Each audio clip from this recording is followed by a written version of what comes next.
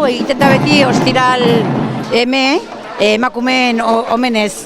Beti oaindala 35 urte horrela atera ginen aurreneko aldiz, eta oso gustora, eta bueno, geroztik urtero ostiralean beti ateratzen geha.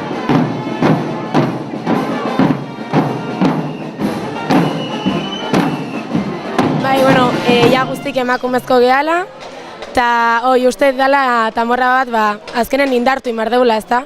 Eta pixkanaka egia lortzen. Lehen urten gutxigo ginen, eta urten, bueno, pixkanaka ondituz jute gehala.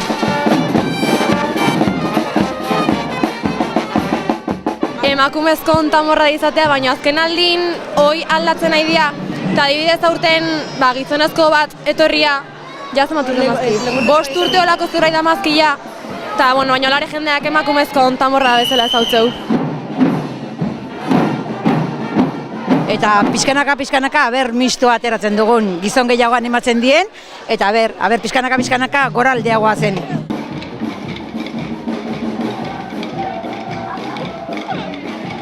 Azken baten, ostiralen ez dago ezer hola desberdina, eta tamorra honetan atatzea ostiralei baita kutxu desberdin baten jo.